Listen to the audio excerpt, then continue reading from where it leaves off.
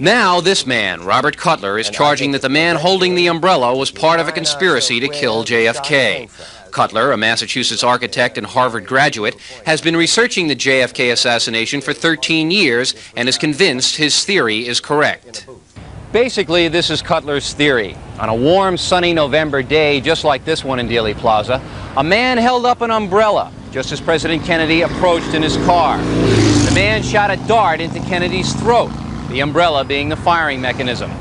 Now, all this sounds a little far-fetched, but some researchers believe it, and they point to some hard evidence.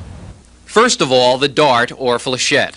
This dart was found in a Hartford gun show in 1977, and Cutler believes it is similar to the one allegedly fired at Kennedy. It is a matter of record that the CIA developed such a dart and a firing system for it. This man, Richard Bissell, an ex-CIA agent who lives in Farmington, confirms the weapon's existence. This is Bissell's home in Farmington. He refuses to talk to us on camera, saying he's too busy. But over the phone, he did tell me that the CIA did indeed have a dart or flechette weapon well before JFK was assassinated. So, in 1963, the umbrella firing dart did exist, and Cutler has made extensive drawings detailing how the dart could have been fired. But although the umbrella man was just 26 yards away from JFK, the question of firing a dart with accuracy must be raised.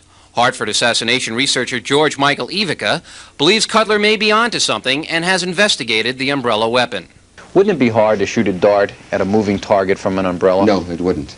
No, it wouldn't. Tell me why. Well, Charles Sensony, the man who developed it, who gave testimony in 1975 to the Church Intelligence Committee, said that it was both operational, he is the one who invented it, and that it was accurate up to 100 meters.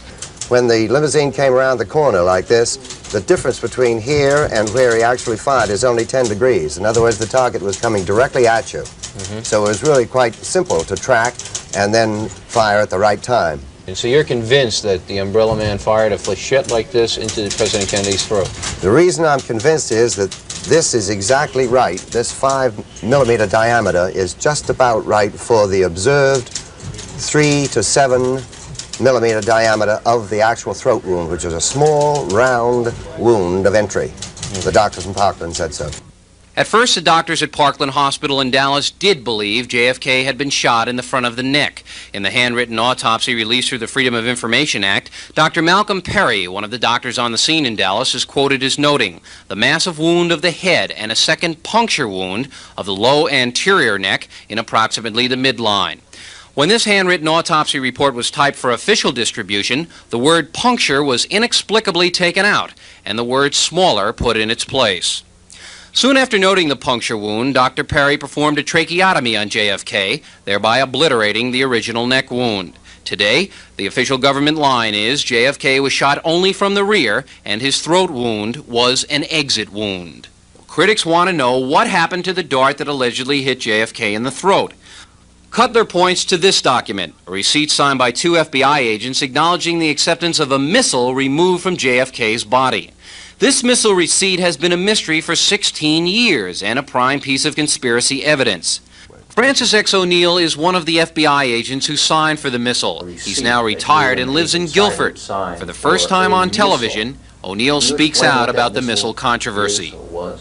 Yes, the missile was 2 pieces of fragmentations of a bullet which was taken from the head of President Kennedy at the autopsy in Bethesda Naval Hospital. Why would it be labeled a missile if there were 2 fragments? Oh, I think you'd have to ask the naval corpsman who typed it up at the particular time.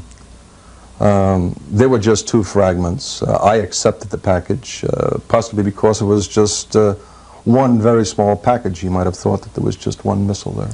All right, let me get this straight. There were 2 fragments in the packet that was handed to you, but you signed a receipt for a missile. Now, that's not very exact, and FBI men are usually very exact. Oh, I think under the circumstances at the time, yes. The corpsman was let in just for this one specific thing, to type up the particular receipt.